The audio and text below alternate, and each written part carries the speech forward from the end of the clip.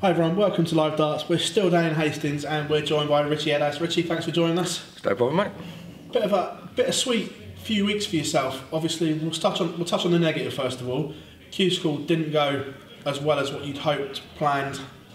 How was that feeling after not getting the tour card? It was it's a massive blow. I mean, it's bad enough when you lose your tour card. You go back there hoping to get it back, and you don't get it back. And then from then on, I was starting afresh, right from the start. What was that feeling like when the moment you realised you lost your tour card as well? Was that like rock bottom in your darting career? Yeah, because towards the end of the second year, I had a couple of good runs, and in the last six tournaments, I only needed a few bit of money to keep it, and I didn't even earn a penny. So it went from being brilliant to rock bottom in a matter of weeks. Does that just show the strength of what the tour's like now? It's so cutthroat. Oh, it's ridiculous.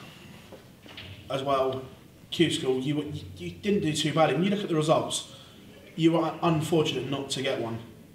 Yeah, I mean, I come up against some good players. I mean, young Nathan Rafferty, 108 average against me. I threw everything at him and come out, I think 5-2 or 5-3 loser, which in the end could have cost me my tour card.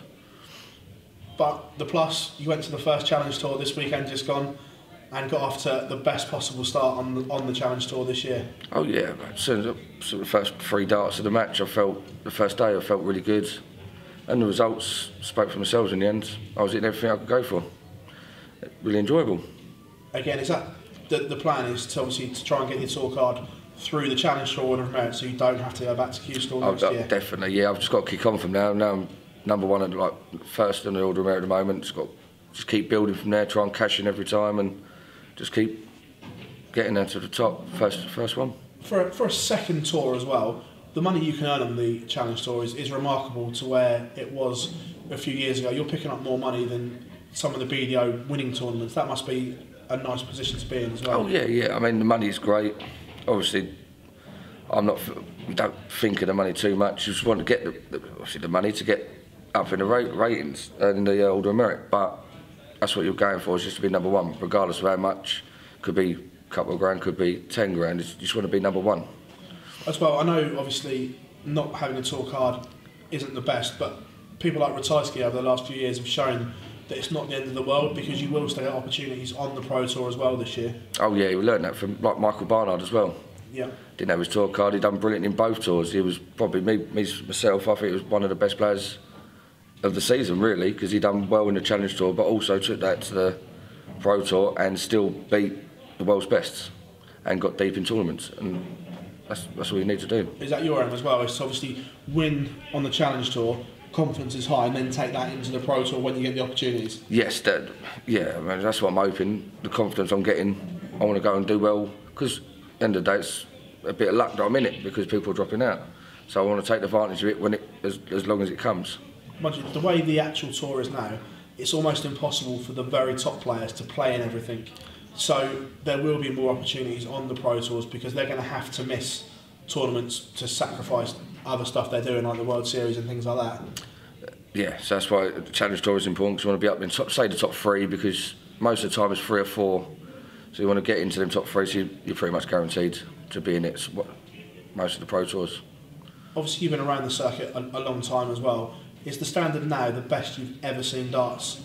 Oh yeah, I mean, you could throw 100 average and still come out 6-0 loser. I mean, 5-6 years ago you could throw 85, 90 and win quite comfortably. It's just, I mean, darts is just going up and up. As well, the Euro Tours, are they important for yourself to try and qualify for some of them as well? Oh yeah, I enjoy the Euro Tours, and to be fair, they do. It's a big thing for your season, because you get through regardless of winning or losing. It's like £1,000, and that for the Order of Merit, that could be massive. It's 13, I think, this year, and I think. Yeah. And if you get through half of them, 6 grand on the Order of Merit, and it could pick you from there to keeping your tour card, getting your tour card one way or the other. But people like Ricky Evans have shown that this year, where his ranking wasn't particularly great at one point.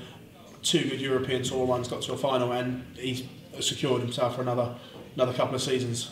Yeah, I think one of them, he beat me in the semis, and that got him in the Grand Prix that weekend, I think.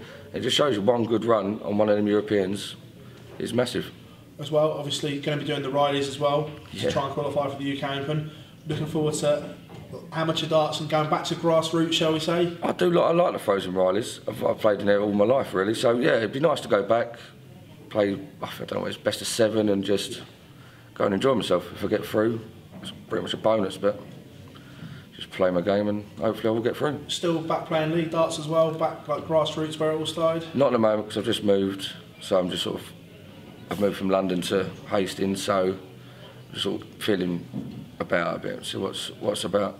You said about obviously you moved. There's quite a good stable around here. There's a lot of good practice partners fighting around this area for yourself. That's the main reason I've done it. I've got a new management Tom, who owns a sports bar, loads of facilities to practice, and I've got, as you say, a lot of big and good players around me to come in and practice a few nights a week, which hopefully do well. Is that nice to have almost like a little darting community within a community, obviously down here, where you can obviously travel together as well? I know once games on call, there's no friends, but it's nice travelling, staying with people that you know in hotels, so you're not on your own all the time. Yeah, to have a little stable, it's good. So you sit on the table together, you can relax, chill, talk, and obviously practice together at the venue. But as you say, once the game's on, you want to rip the head off and beat them, you know what I mean?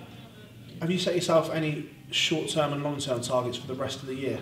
Just mainly, I want to get in the top 2 of the Challenge Tour, preferably number 1, and just keep my tour card, get my tour cards, and hopefully get in the Worlds that way, and then just build on from there.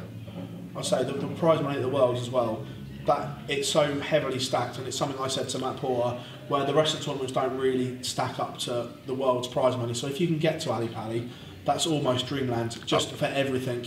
Yeah, I mean, you can earn, just winning 1 round, what most people earn in a year on the dart season. So just 1 tournament, you can set yourself up for the next year quite comfortably. I know Barry wants the winner within 5 years to earn £1 million. That would be just obscene. And where it all started back in the day at Lakeside as the Embassy, as we all knew it then.